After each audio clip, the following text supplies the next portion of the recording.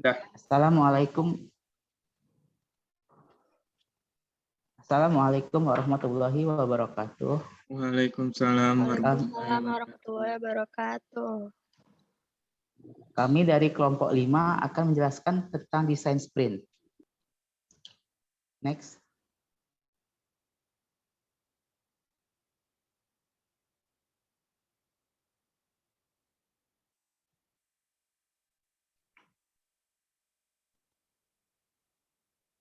Kami kelompok 5 terdiri dari yang pertama ada Muhammad Irfan Pohan, ada Hirmauliani Gurning, ada saya sendiri Gilang Bimantara, dan ada Muhammad Ruli Repangga. Next.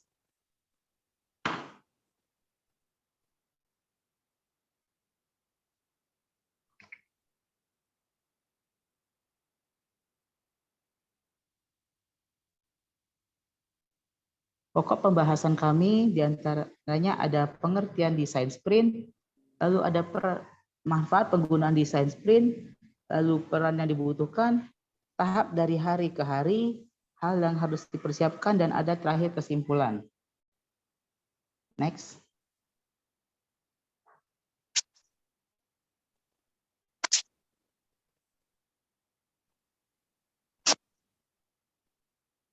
Baik, di sini yang pertama ada pengertian desain sprint yang akan dijelaskan oleh Saudara Muhammad Irfan Pohan. Kepada Saudara Muhammad Irfan Pohan dipersilakan. Baiklah, terima kasih kepada moderator. Saya Muhammad Irfan Pohan akan menjelaskan pengertian desain sprint. Pengertian desain sprint adalah merupakan sebuah 5 metode langkah kerja untuk membantu perusahaan agar dapat membuat suatu produk berdasarkan design thinking dengan waktu 5 hari. Next.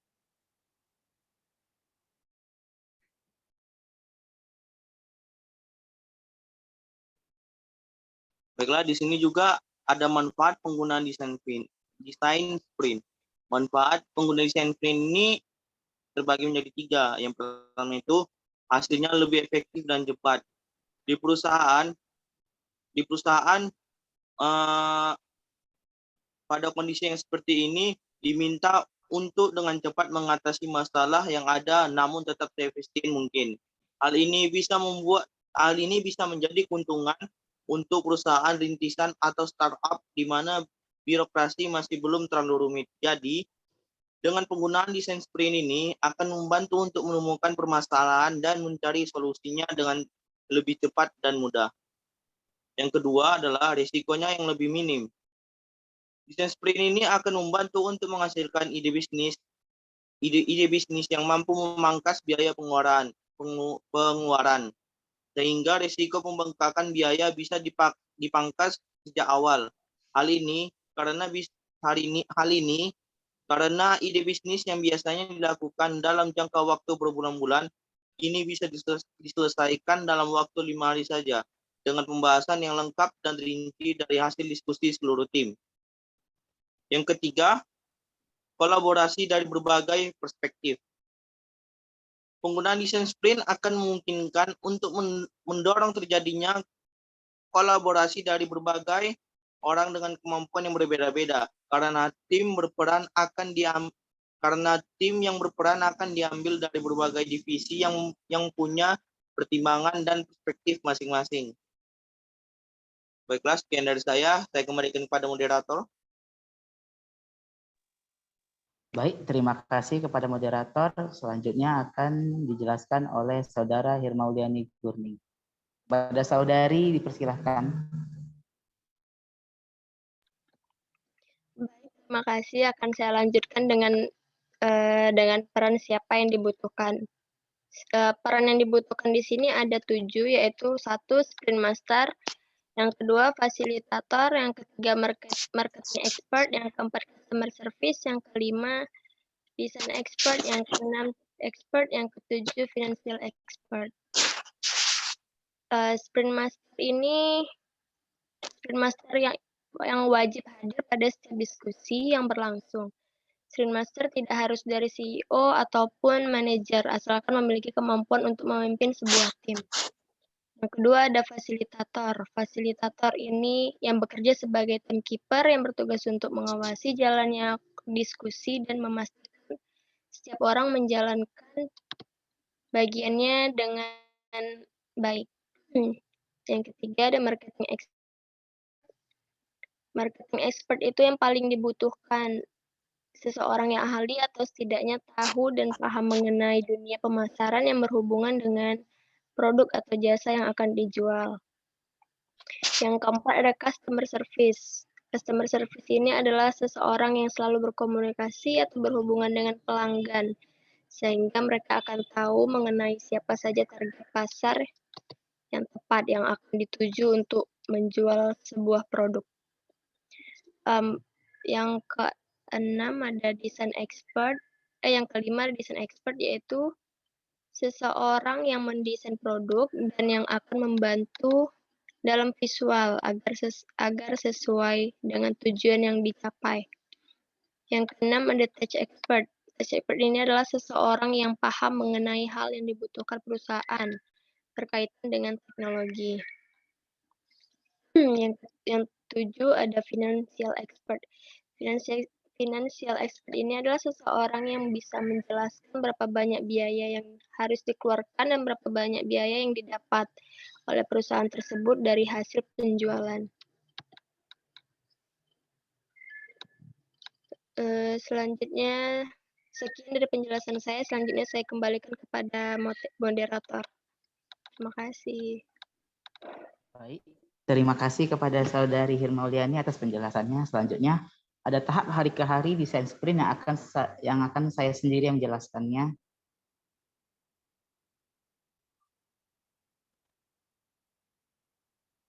Next.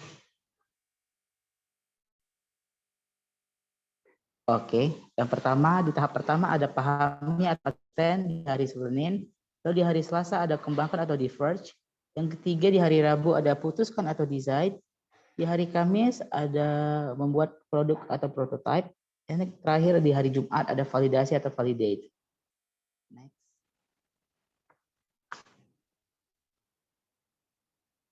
Nah, yang pertama hari Senin atau pahami atau understand.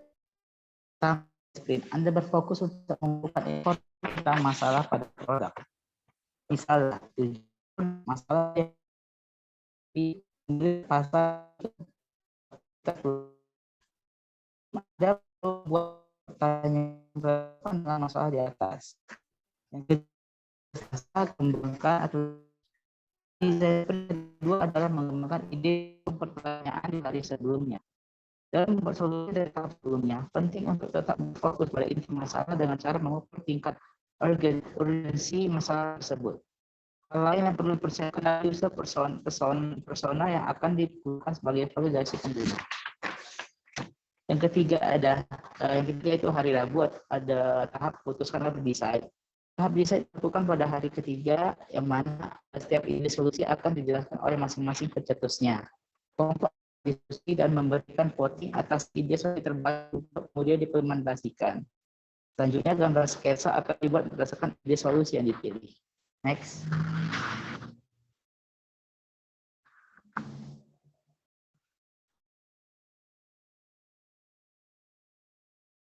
Hari Kamis, membuat produk atau prototype. Metode desain sprint yang keempat adalah menciptakan produk menggunakan rancangan awal yang sudah diputuskan sebelumnya. Misal dari sketsa yang sudah dibuat. Tahap desain sprint dari Kamis ini memang akan lebih banyak fokus pada tugas dari pembuat produk. Semua aspek-aspek produk yang awalnya berupa ide akan diwujudkan secara nyata dan detail. Di hari yang kelima ada hari Jumat atau validasi atau validate. Tahap validate dilakukan pada hari kelima, hasil prototipe yang telah dibuat akan diuji dan dinilai oleh pengguna yang tepat.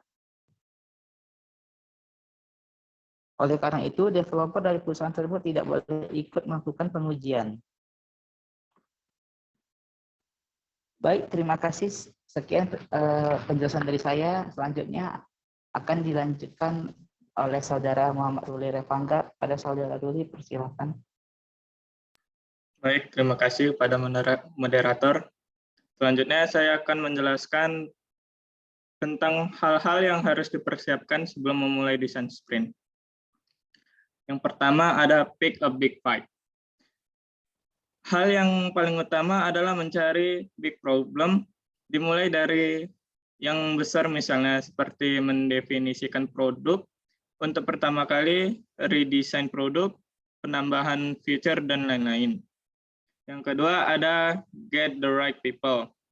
Di sini ada maksimal 8 orang. Yang pertama ada desainer, CEO, product manager, user expert, engineer, dan marketing.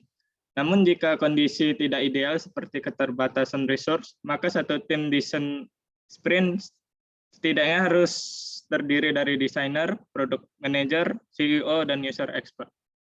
Yang ketiga ada user study. Cari user atau calon user, kemudian jadwalkan untuk uji coba hasil dari desain sprint pada tahapan akhir sprint, yaitu validate. Selanjutnya ada gather data before study. Data adalah landasan untuk berpijak dan melangkah. Berbagai cara dapat dilakukan seperti melakukan survei dengan pertanyaan yang berhubungan mengenai big fight yang telah disepakati, interview user, dan lain-lain. Selanjutnya ada find a facilitator.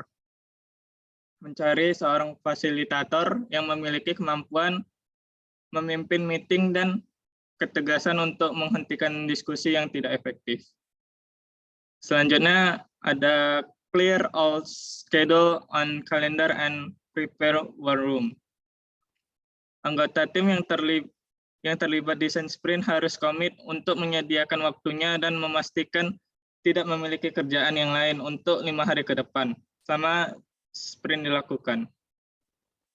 Selanjutnya ada gather the ingredients, menyiapkan peralatan tulis menulis, dan lainnya. Kesimpulannya,